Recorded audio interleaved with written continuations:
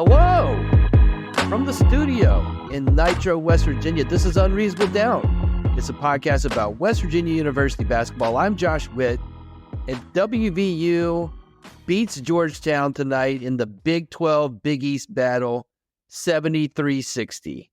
So 7 games into the Big 12 Big East battle, the home team has won all 7 games. It happened tonight. And listen, West Virginia just got done with the battle last week. For Atlantis, that was a long battle. It was a 3-day, 3 overtime games battle. A battle on foreign shores. And West Virginia came back stateside with a signature non-conference win over Gonzaga, another win over a conference opponent. And so they find themselves tonight in a shorter battle, the Big 12 Big East battle, but still a battle. And that's a lot of battle.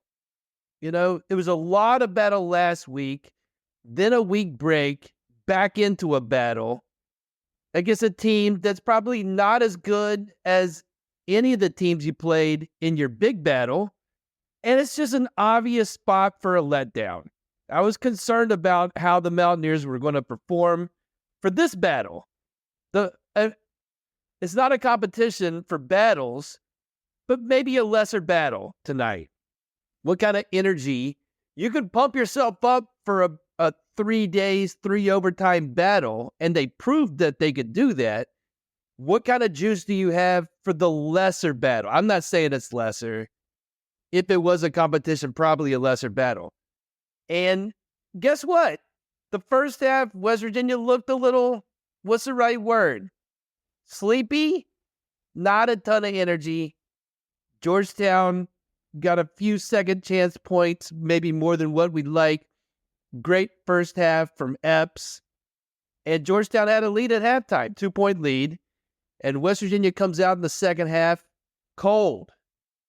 And DeVries has to call a timeout before the first TV timeout. Just no energy. Shots aren't falling. And West Virginia, for the next few minutes, they could cut into the lead.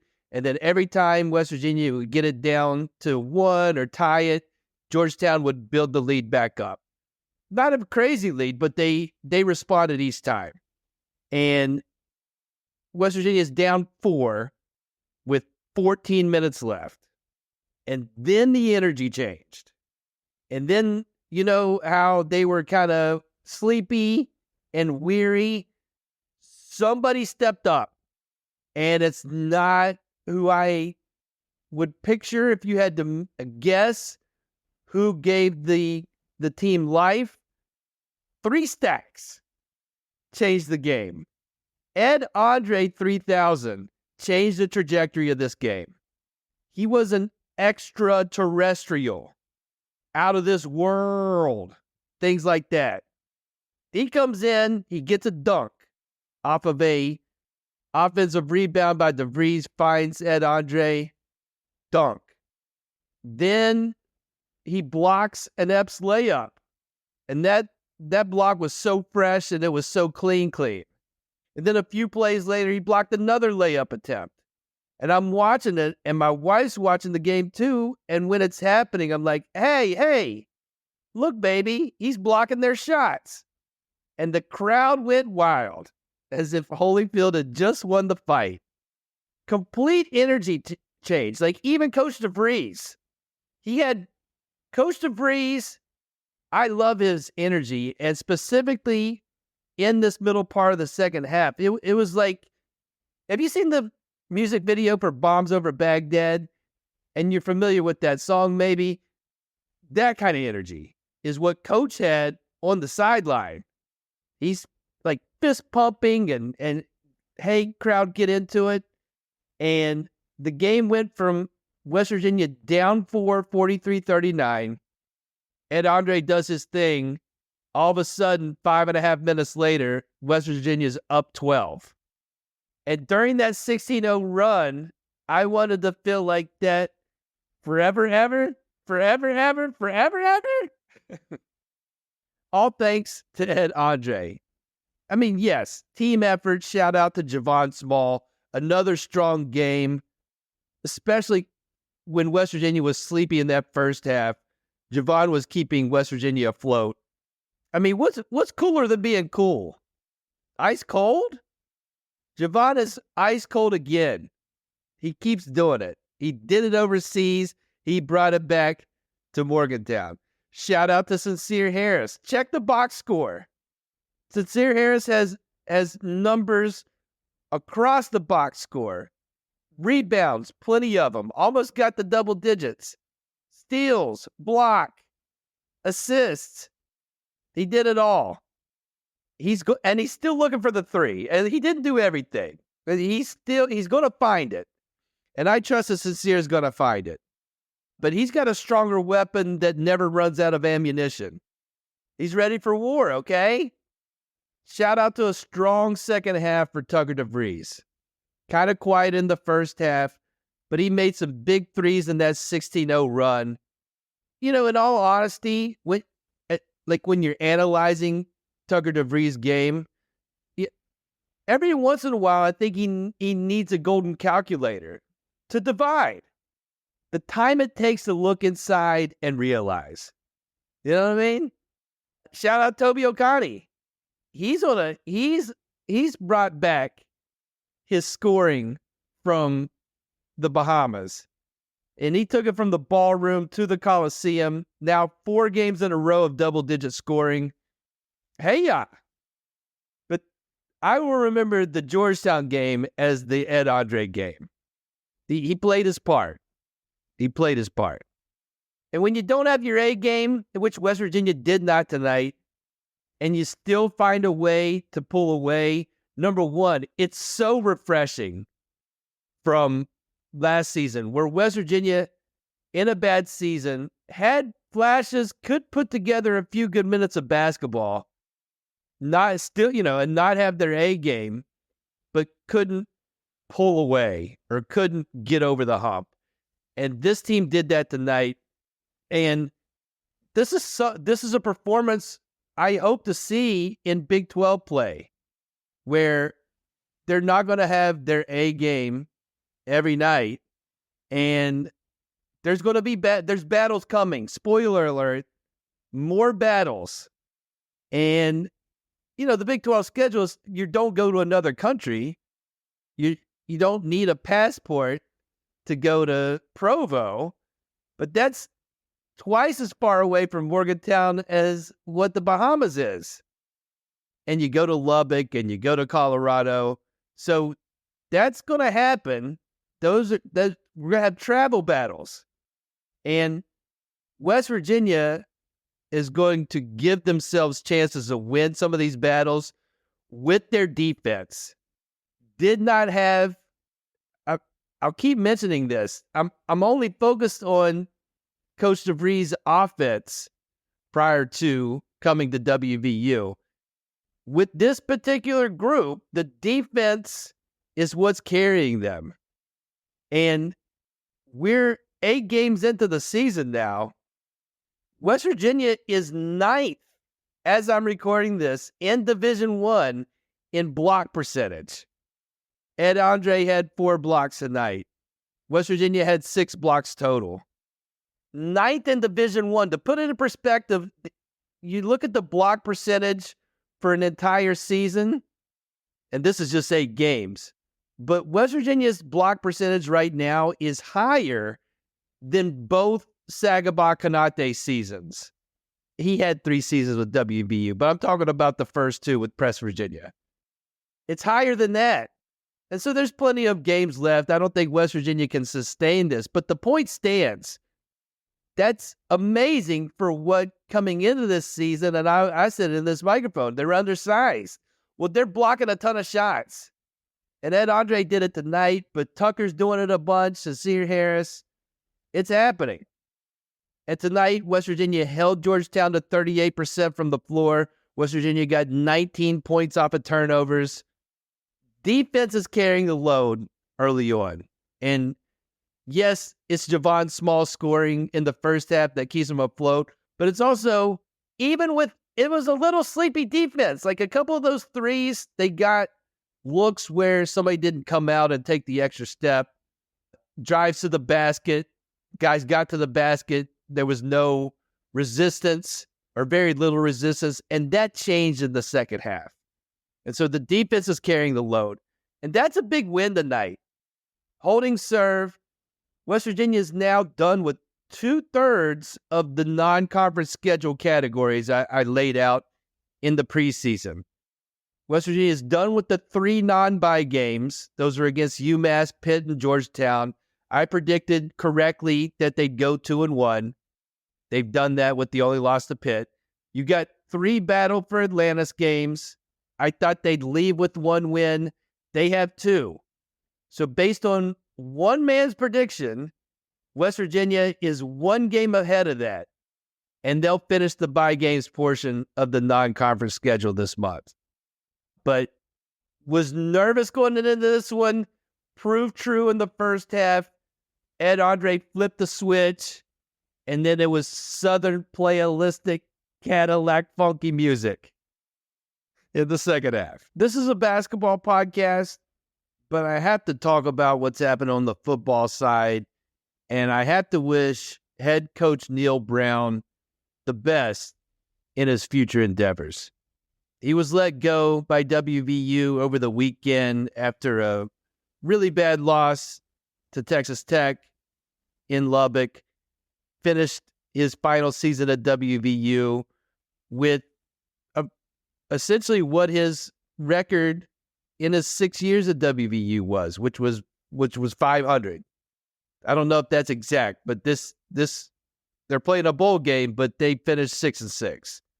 And Neil Brown's not coaching the bowl game. I'm not a football guy.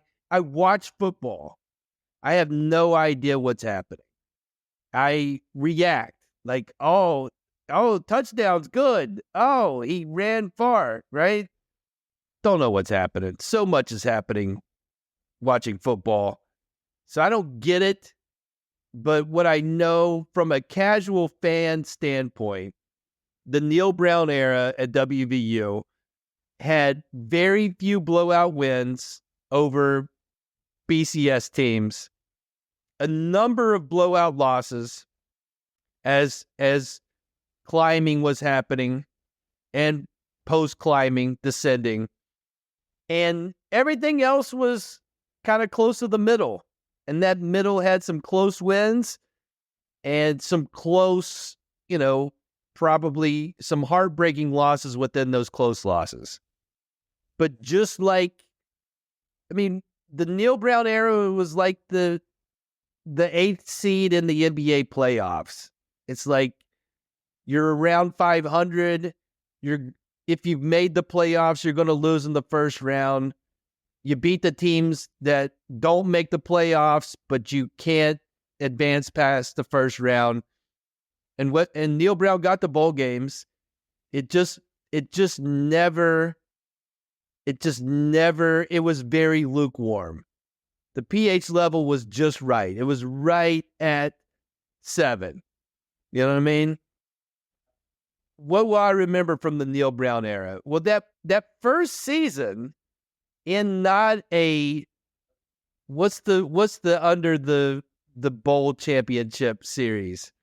The playoff champion. It used to be 1AA.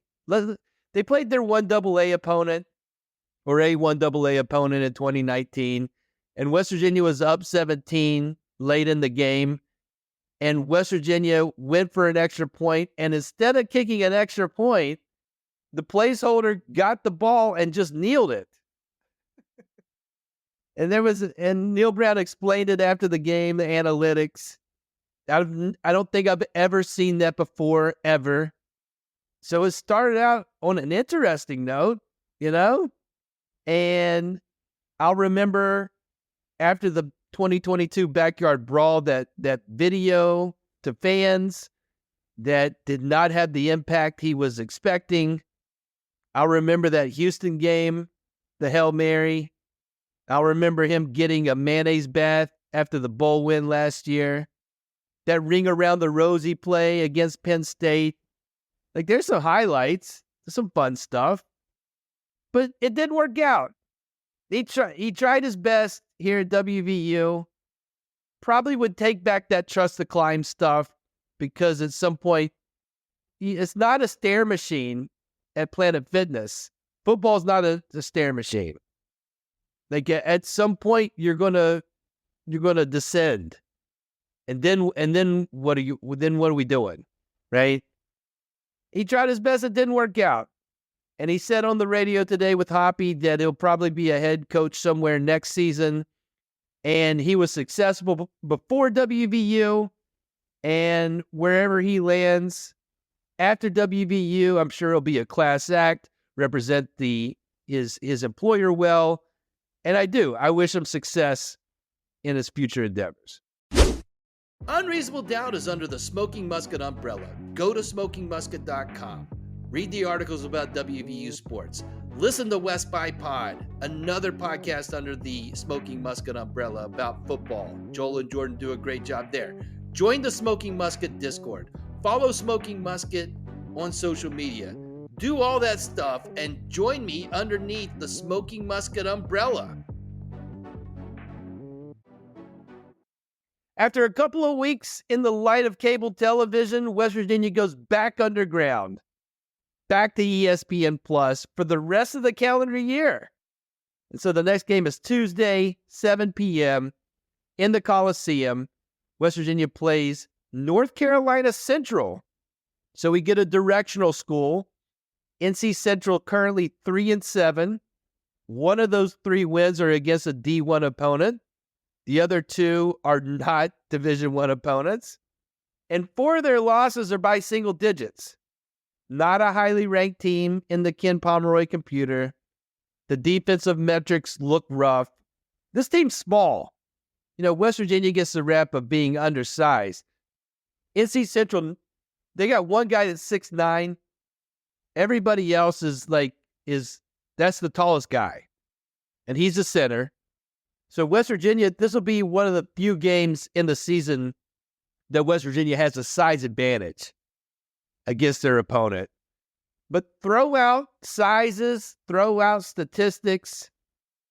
The Eagles are going to be led, and I don't know if this is true or not as far as the leader of the team, but for me, he is, just by his name. The NC Central Eagles will come into Morgantown and be led by junior guard Po' Boy King. And when you're dealing with royalty, obviously, Sincere Harris is going to be the guy guarding Po' Boy King. Who guards a king? Sincere's up for it. And this will be NC Central's toughest opponent, the Mountaineers. But I can guarantee on the flip side, the Mountaineers are not going to face another Po' Boy King. I mean, that's the guy's name. How awesome would it be to know someone in your life who maybe that's not their Christian name, but hey, my buddy's the Po' Boy King. Oh yeah? That's awesome. Can I meet Po' Boy King? Can I try his po' boy? To get a fried oyster po' boy from the Po' Boy King, that has to be the best sandwich ever. And I don't know if your Christian name is Po' Boy King that you are on the hook for making a good po' boy. Irrelevant. He's going to play basketball in the Coliseum, and then he's going to do the rest of the season. He's just, you know what? This is a WVU podcast. I'm rooting for Po' Boy King to have a good game. Call me a traitor. I wish people success in their future endeavors. I want West Virginia to win convincingly. I want to see something from Po' Boy King. How about that? Man, let's back off the I'm rooting for Po' Boy King. For sure, after the game Tuesday, I'm rooting for Po' Boy King in anything he does. I'm going to scale it back and say, I want to see something from Po' Boy King on Tuesday night. That's it for this episode of Unreasonable Doubt. Listen on all the platforms. or just pick one: Apple Podcasts, Spotify Podcasts, Overcast Podcast, Pocket Cast Podcast, YouTube. Until next time, I'm Josh Witt. WVU for the 2024-2025 season, they have 6 wins and they have 2 losses.